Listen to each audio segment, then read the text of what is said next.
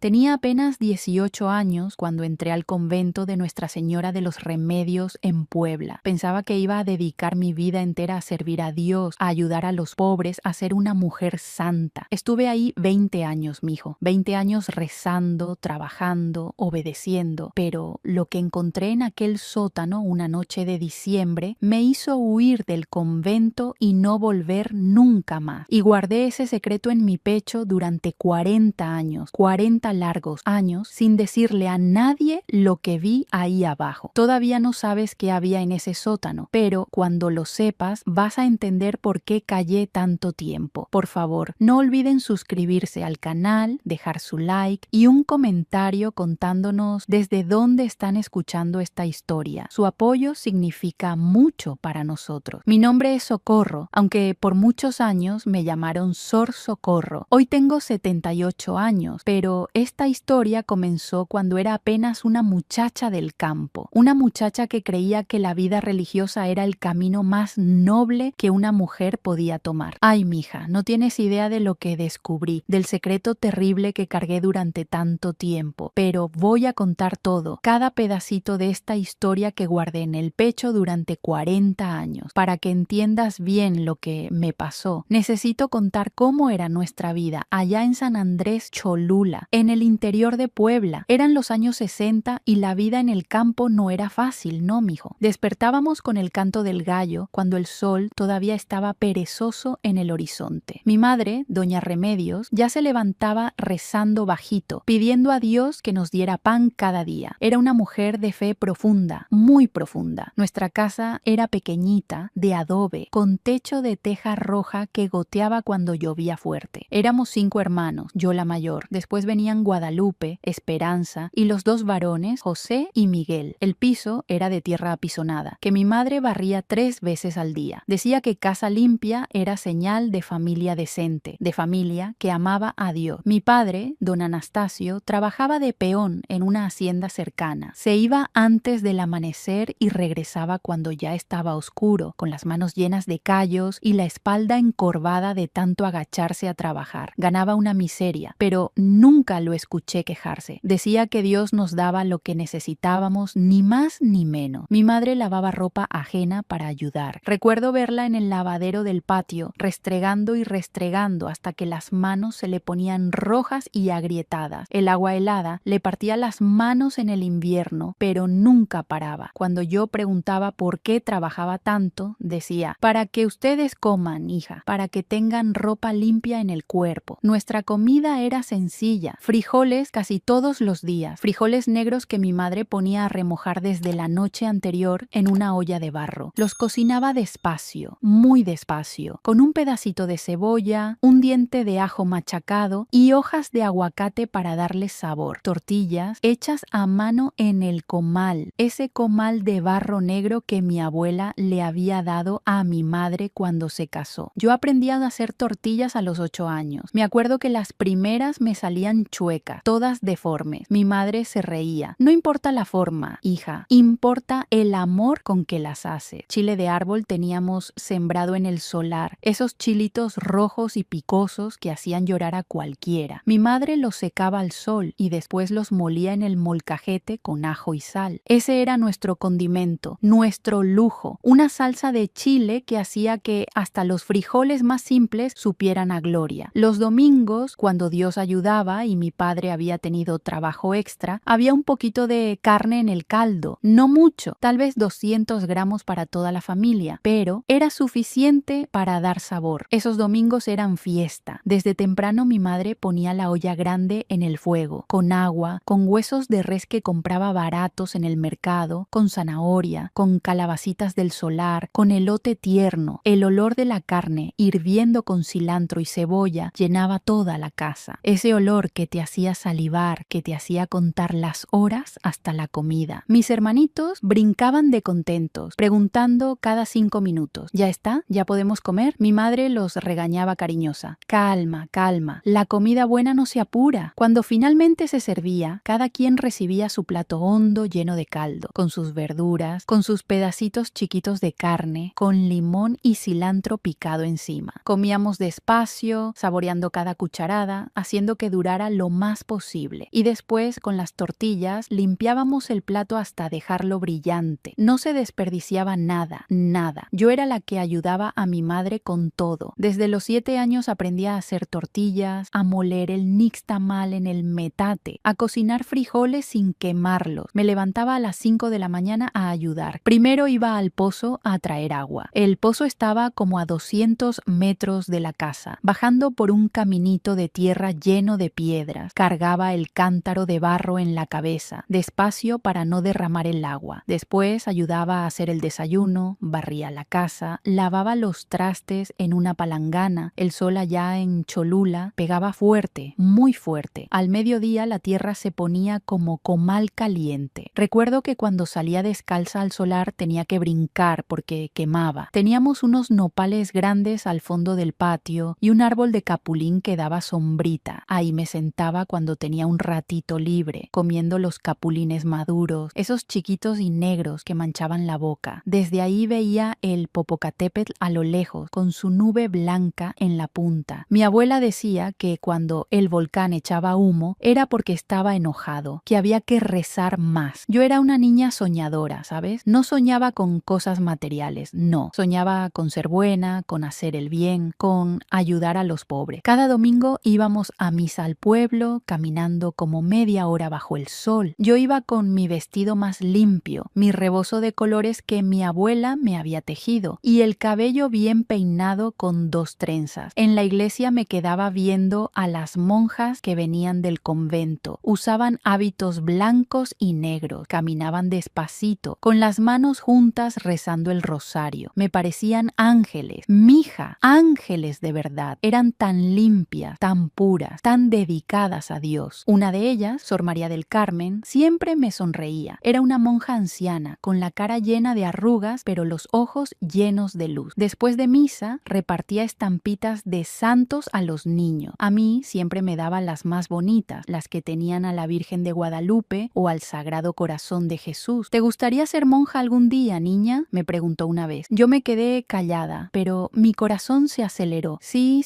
me gustaría, pensé, pero no me atreví a decirlo en voz alta. En mi casa todos éramos muy católicos, muy devotos. Mi madre rezaba el rosario completo todas las noches, arrodillada frente a un altarcito que teníamos en la sala. Era un altarcito sencillo, con una imagen de la Virgen de Guadalupe, unas veladoras y flores del campo que yo le ponía cada semana. A veces mi madre lloraba mientras rezaba. Yo la veía de lejos y pensaba, ¿por qué llora? Después entendí que lloraba de cansancio, de preocupación, de no saber cómo iba a dar de comer a 5 hijos con lo poco que había. Mi padre también era devoto, pero callado. Los domingos después de misa se quedaba parado afuera de la iglesia conversando con otros hombres del pueblo. Hablaban de la cosecha, de la lluvia, de política. Yo los escuchaba de lejos. Las cosas están difíciles, compadre, decía uno. Cada día más difíciles, respondía otro. Si no fuera por la ayuda de Dios, ya nos hubiéramos muerto de hambre. Y todos movían la cabeza de acuerdo. Cuando cumplí 15 años, mi madre empezó a preocuparse por mi futuro. Ya estás grande, Socorro, me dijo un día mientras lavábamos ropa juntas en el lavadero. Ya te vienen a ver los muchachos. Era verdad, había un muchacho del pueblo, Heriberto, que siempre me miraba en misa. Era trabajador, decente, hijo de familia conocida. Mi padre lo había notado. Ese muchacho se ve bueno para ti, me dijo una vez. Tiene tierra, tiene trabajo, te puede dar buena vida. Pero yo no quería casarme, mija. No quería tener hijos, lavar ropa, cocinar, envejecer antes de tiempo como mi madre. Quería algo más, algo diferente. Quería servir a Dios, ayudar a los demás, vivir una vida dedicada a lo espiritual. Una tarde me atreví a decírselo a mi madre. Estábamos en la cocina, ella moliendo chile en el molcajete, yo haciendo tortillas. Mamá, le dije bajito, yo no me quiero casar. Se quedó callada por un rato sin dejar de moler. Después me miró con esos ojos cansados que tenía. ¿No te quieres casar? ¿Y qué quieres entonces? Quiero ser monja, mamá, le dije. Y lo dije firme, sin temblar en la voz. Se quedó mirándome como si no me conociera. ¿Monja? ¿Tú? Sí, mamá. Quiero dedicar mi vida a Dios, a ayudar a los pobres, a los enfermos. Quiero vivir en el convento. Mi madre suspiró hondo, de esa manera que hacía cuando no sabía qué decir. Hija, ser monja es vida muy dura. Te encierras para siempre, no vuelves vuelves a ver a tu familia, tienes que obedecer en todo. Lo sé, mamá, pero es lo que quiero. Se quedó callada otra vez. Después dijo, voy a hablar con tu padre. Esa noche los escuché conversando en su cuarto. Mi padre no estaba muy convencido. Monja, la niña, está muy joven, muy inocente, no sabe lo que quiere. Dice que es lo que Dios le pide, respondió mi madre. Si es llamado de Dios, ¿quiénes somos nosotros para negarlo? Después de mucho conversar, de mucho rezar, mis padres aceptaron. Pero había un problema